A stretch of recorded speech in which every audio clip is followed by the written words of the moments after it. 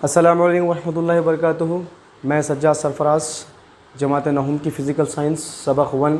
हमारे अतराफ़ व अकनाफ़ मादे के बारे में हमको पढ़ना है कि लफ्ज़ मादा क्या है, लफ्ज़ मादे के क्या मायने होते हैं। हम रोज़मर्रा ज़िंदगी की आम बोलचाल के अंदर लफ्ज़ मादे को बहुत मरतबा इस्तेमाल कर चुके हैं, लेकिन इसके हकीकी माने हमको नहीं मालूम कि मादा क्या है, मादा किसको कहते हैं। अगर हम एक आम इंसान को पूछेंगे कि जाके कि मादा क्या है, तो उसका जो फ़हम होगा, उसका जो मफ़हूम वो समझाएगा, उसका तरीक़ा अलग होगा।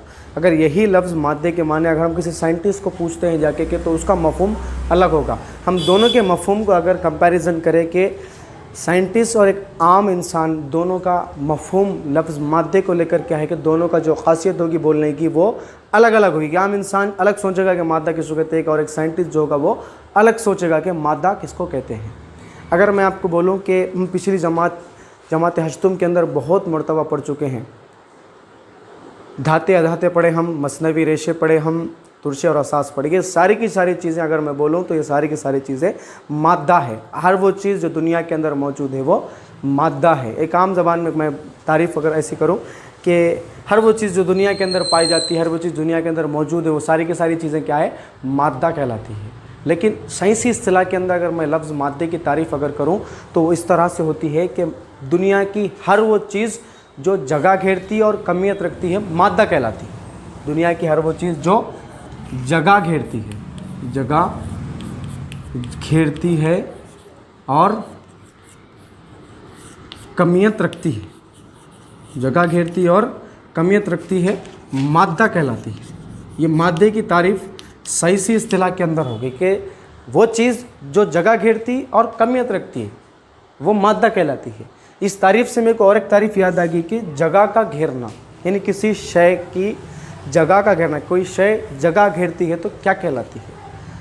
कोई भी शय जो जगह घेरती है उसको हम हजम कहते हैं, उसको हम इंग्लिश में वॉल्यूम कहते हैं। ये हमको हजम की तारीफ़ यहाँ पर ज़ाहिर हो गई। तो हजम क्या है? हजम मतलब कोई भी चीज़ जो, कोई भी शय जो जगह घेरती है, हजम कहलाती है।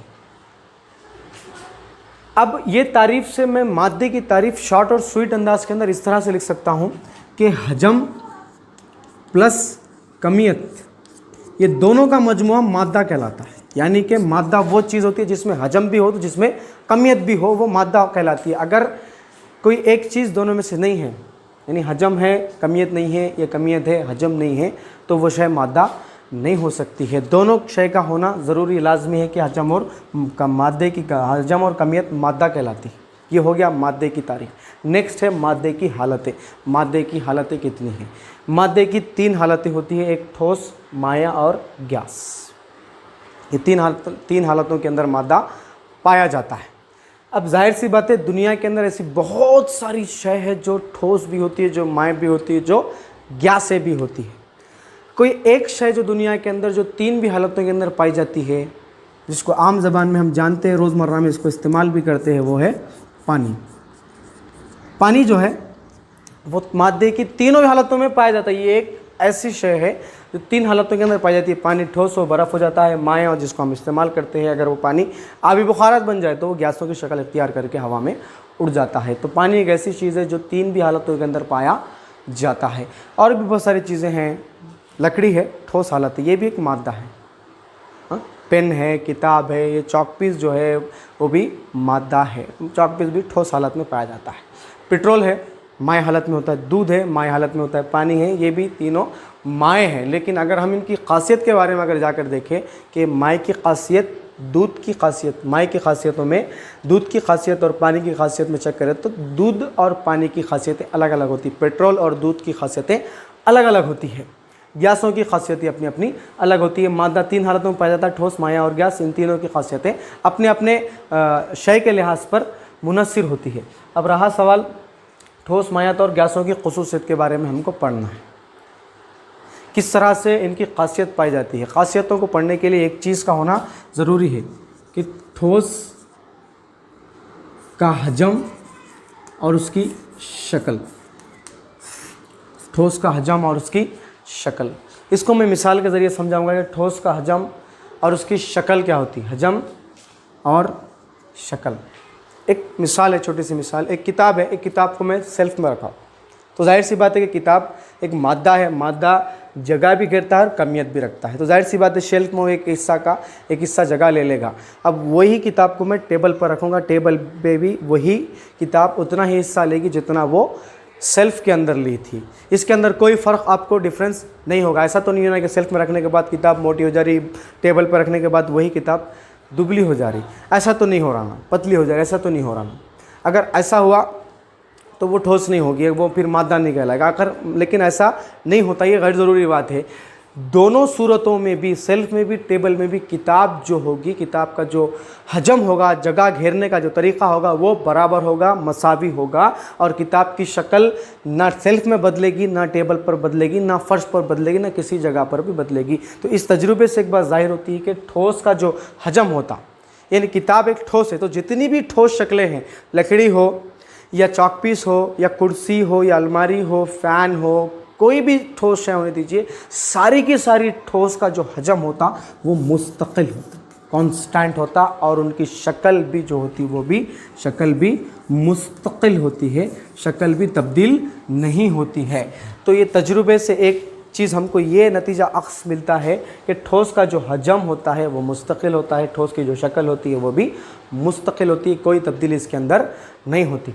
नेक्स्ट है मायात। मायात का क्या, इसका एक तजुर्बा मैं आपको बता दूं। एक गिलास लीजिए आप, गिलास के अंदर आप क्या कीजिए, यहाँ तक आप पानी मिला लीजिए, 50 ml पानी मिला लीजिए आप, 50 ml पानी मसलन यहाँ तक आया तो आप यहाँ पर टिक कर लीजिए, निशान लगा दीजिए, निशान लगा दीजिए। फिर आप पानी को निकाल लीजिए, पानी के बाद आप क्या कीजिए, दूध को मिलाइए, 50 ml दूध को आप मिलाइए। फिर आप मिलाने के बाद देखने के दूध एक गिलास के अंदर 50 ml तक कहाँ तक आता है, 50 ml दूध, निशान लगाइए आप इस गिलास के ऊपर के कहाँ तक वो, किस पैमाने तक वो ज़ाहिर होता है, तो आप देखेंगे कि वो निशान भी इस निशान के बराबर हो रहा है। और तीसरी चीज़ आप इस्तेमाल कीजिए तेल, ये भी 50 ml डालिए आप, वहाँ पर दूध को निकाल देंगे आप, तेल डालिए। ये तीनों सूरतों में भी आप 50 ml पानी, 50 ml दूध, 50 ml तेल, तीनों सूरतों के अंदर भी आप गिलास में डालिए और निशान लगाइए। आप देखेंगे कि निशान जो होगा वो जैसा का वैसा बाकी रहेगा। यानी कि आप देखेंगे कि पानी हो, दूध हो या तेल हो, इसके अंदर डाल के निकालने पर कोई तब्दीली जगह घेरने में नहीं होती है। तेल भी उतनी जगह लेगा जितनी पानी लेगा, दूध भी उतनी जगह लेगा जितनी तेल लेगा, तेल, पानी, दूध उतनी ही जगह लेंगे जितनी जगह ये तीनों एक दूसरे से लिए है। अब रही बात शक्ल की, मायात की शक्ल की। मायात की शक्ल कैसी होती है? मायात की शक्ल का इन्हिसार जो होता वो उस बर्तन पर होता जिस बर्तन में मायात को डाला जाए। माया असल में माया जो होता, जैसा कि पानी हो, दूध हो या तेल हो, ये दूध को हम बर्तन में डाल रहे तो ये दूध जो माया होता उस बर्तन की शक्ल इख्तियार कर लेता जिस बर्तन में मायात को डाला जाए। किसी भी कांच के बर्तन में डाल लो या किसी कलर के बर्तन में डाल लो, प्लास्टिक के बर्तन में डाल लो, किसी भी किस्म के बर्तन में डाल लो, मायात की जो ख़ास शक्ल व सूरत नहीं होती। मायात का हजम मुस्तकिल होता लेकिन ख़ास शक्ल व सूरत नहीं होती। मायात का इन्हिसार पूरा का पूरा बर्तनों पर होता है और माए की शक्ल व सूरत बर्तन के शक्ल व सूरत की तरह इख्तियार कर लेती है। मायात जो होते हैं वो पूरा का पूरा बर्तन की शक्ल व सूरत को इख्तियार कर लेते हैं। तो ये तजुर्बे से हमको एक बात मिलती है, ये नतीजा हम अक्स करते हैं कि मायात का हजम जो होता वो मुस्तकिल होता है। मायात का हजम जो होता वो मुस्तकिल होता, लेकिन मायात की कोई ख़ास शक्ल व सूरत नहीं होती। ये अच्छी तरह से याद रख लीजिए, ये सवाल इम्पॉर्टेंट है कि ठोस का हजम और शक्ल मुस्तकिल है, कोई तब्दीली इसके अंदर नहीं आएगी, लेकिन मायात एक ऐसी चीज़ है जिसका हजम तो आपको, जिसका जगह घेरना तो आपको मुस्तकिल नज़र आएगा, लेकिन मायात की कोई ख़ास शक्ल व सूरत नहीं होती है। मायात पूरा का पूरा बर्तन पर इन्हिसार करते हैं, जिस बर्तन में मायात को डाला जाए उसी तरह की वो शक्ल व सूरत इख्तियार कर लेते हैं। ये मायात का हो गया। दो चीज़ें हमको हासिल हो गई, दो कॉन्सेप्ट हमको बन गए। देखिए कि हमको असल में कॉन्सेप्ट निकालना है कि ठोस का कॉन्सेप्ट क्या है। ठोस, किसी भी ठोस का हजम मुस्तकिल, शक्ल मुस्तकिल। मायात का हजम मुस्तकिल होगा लेकिन शक्ल व सूरत मुस्तकिल नहीं होगी। आप किसी भी मायात को तजुर्बा करके देख लीजिए। नेक्स्ट है गैसों। गैसों की खुसूसियत क्या है? अब गैस की खुसूसियत क्या है? गैसों से याद आया मुझे, CNG एक गैस है।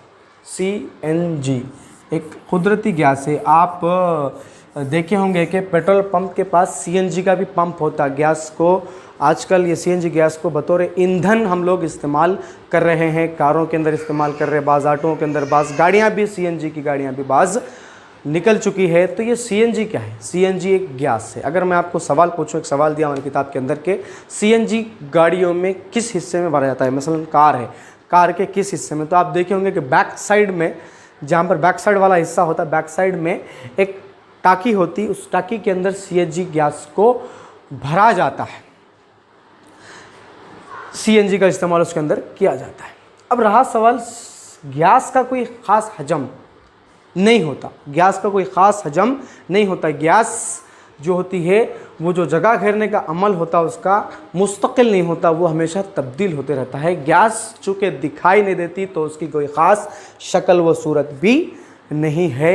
गैस का ना हजम मुस्तकिल होता, ना गैस की कोई शक्ल मुस्तकिल होती है। सिर्फ ठोस ही एक ऐसी शय है जिसका हजम और शक्ल दोनों मुस्तकिल होते हैं। मायात का हजम मुस्तकिल होता लेकिन उसकी ख़ास शक्ल व सूरत नहीं होती, उसका कोई शक्ल मुस्तकिल नहीं है। गैस के दो भी चीज़ें, गैस की जो बनावट होती है, गैस का जो हजम होता है, गैस की जो शक्ल होती है, वो दोनों भी गैर मुस्तकिल होते हैं। कोई इनकी ख़ास हजम, कोई ख़ास शक्ल व सूरत नहीं होती।